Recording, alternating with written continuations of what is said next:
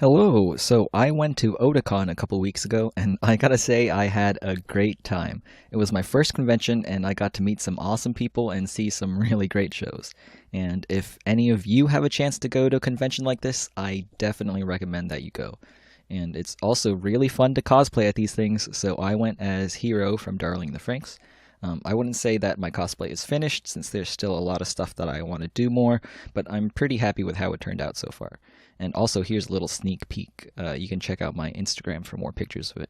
And speaking of conventions, I was actually talking to my cousins the other week, and I found out that they're going to Dragon Con, and I had no idea that they were into this kind of stuff, but I was like, heck yeah, I want to go too, and so I'm going. I'm going to be at Dragon Con in Atlanta, Georgia this weekend. But anyways, in this video, I'm just going to be showing off the merch that I got from Otakon. And now first up, of course, we have to start with the Darling in the Franxx stuff. And so now here is a piece of fan art by the artist Uchu, I think. The reason I picked this up was because of the style of this is just so different from everything else I've seen. Because, you know, after seeing so much fan art of Zero Two, I feel like a lot of it just kind of blends in. But this one here, it's just so unique, and that's why I bought it. And that's that. But now this next piece of fan art is one that I really, really like. And boom, here it is. And just, wow, look at it. Now, you know me, I'm a big fan of the whole casual clothes kind of thing. And so once I saw this, I knew I had to pick it up, and I did. It's just really awesome, Zero Two in like a hoodie. Oh yeah, this was done by the artist Hyde. Not the Kiss of Death Hyde, it's just another fan artist that also goes by the name Hyde. And I think this actually might be one of my favorite pieces of Zero Two fan art, and so I'm really happy to have picked this up and to have supported the artist who drew it. So yeah, that's pretty awesome right there. That takes care of it. Those are the two pieces of fan art that I picked up, and that's it for the Darling the Franxx merch. Yeah, so you would think that someone like me would go crazy buying all the Franxx stuff, but the sad thing is there just really isn't any official English Franxx merchandise out there yet. So the dealer's room at Otakon was pretty bare. They did have some of the Japanese stuff, like the plushie, but I already have most of the Japanese merch, and plus that plushie there was pretty overpriced at like $80. So yeah, the only real Darling the Franxx stuff that was there was the fan art in the artist alley, so that's why I got these. But I did pick up some other non-Franxx related stuff, and it was mostly Gundam. Yeah, so I actually picked up 5 Gundam model kits. Here's a couple of them. Here's a 00 Riser clear color. Here's a Vidar clear color. And over here is a Bael clear color. I also got the Hyakushiki and another 00 Riser as well. Now, the reason why I went so crazy with all the Gundam kits is because of Bluefin and Bandai, who are the distributors of these kits. They're actually really, really awesome, and they don't price gouge for these limited edition kits. So, for example, the regular version of the 00 Riser, this is the limited one, the regular version costs $30. How much do you think this limited edition 00 Riser costs? This limited edition has, you know, all these like clear color parts. So yeah, it also costs $30. So yeah, all of these convention exclusive kits that they only ever sell at conventions, they charge regular prices for it as the normal kits. So that's really awesome, and that's why I kind of went crazy buying these, so I bought like 5 of these kits total. But anyways, that takes care of all the stuff that I actually paid money for. Now on to the free swag, because, you know, at conventions they give out a lot of stuff for free just for showing up. So first up is actually this Gundam Iron-Blooded Orphans poster. Now, technically, I actually missed the panel where they gave these out, but one of my friends went to it and gave this to me, so thanks to him for that.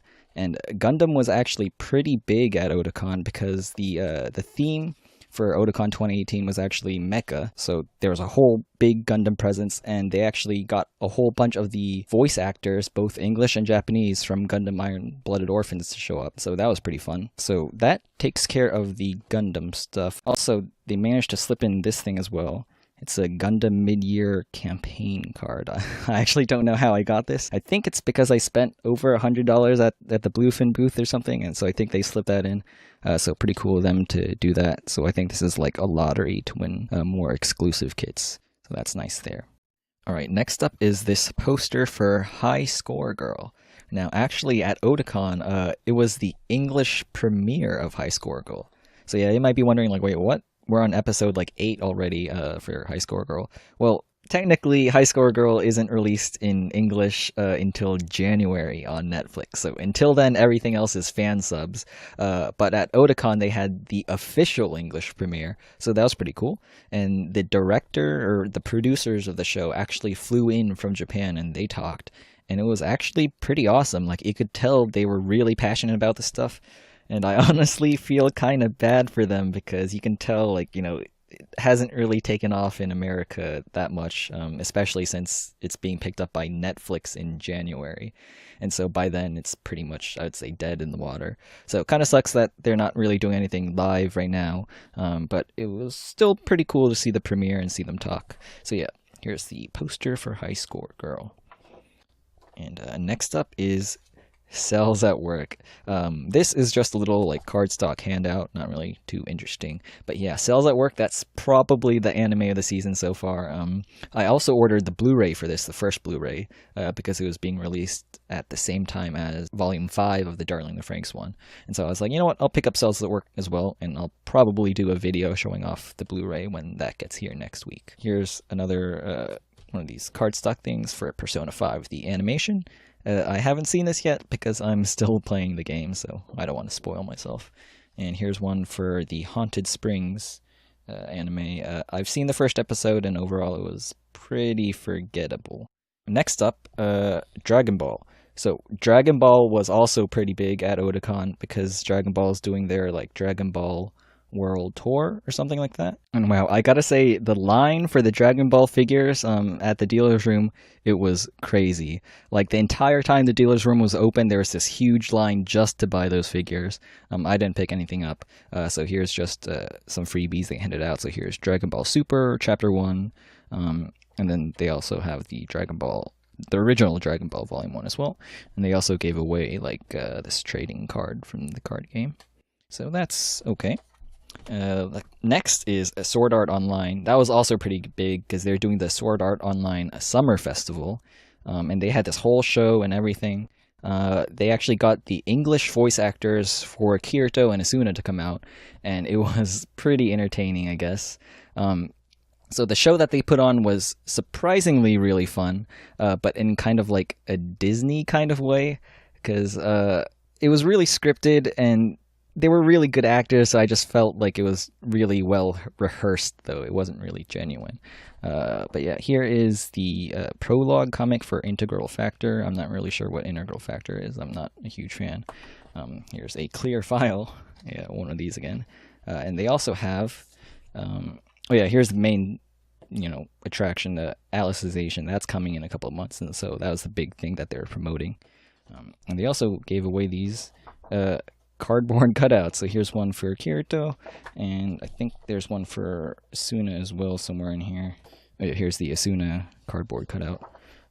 So yeah, definitely it was pretty entertaining. Oh yeah, they also had a really funny blooper reel as well, so you should definitely check out the bloopers for that if you're a fan of the show. That was pretty fun. All I know is, right now, more than anything else, I want to watch some bloopers. And all you have to say is, here come the bloopers, bitches. So, we gonna do it or not? I've been away from the front lines for 5 days. I need it bad.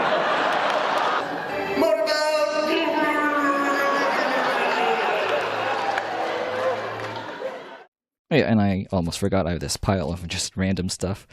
So first of all, lanyards. So, at conventions, you have to wear the convention badge. That's like your ticket in. And so companies want you to wear their lanyard. So here's a Fate Grand Order lanyard. I guess that's nice. Here's a Crunchyroll lanyard, which is kind of funny since Crunchyroll wasn't there at all. They had zero presence at Otakon, but they still had these Crunchyroll lanyards for some reason. Here, of course, you know who this is. This is a Rem keychain from ReZero. And they also gave away this Black Clover, I think, pin. Yeah, so there's that. So yeah, that's all the merch that I got from Otakon. So once again, it was really, really awesome, and I can't wait to go next year. I think it's going to be great again. And finally, oh yeah, giveaway time. So this piece of fan art right here, it is really awesome, but honestly, I'm not going to do anything with this. I like this one a little bit better, so I'm going to keep that, and I might actually, actually put that up. But this one, it's pretty good, but it's just going to sit in a box if I just keep it. So I decided I'm giving this away. So if you want to win this poster right here, all you have to do is you have to be subscribed, and then you have to leave any comment on this video. It doesn't really matter what. I'm just going to use one of those like random comment pickers to get a winner. So this is open to everyone internationally, probably as long as I can ship it to you in like a reasonable manner. Like if you live in like Antarctica or something, that probably won't work out.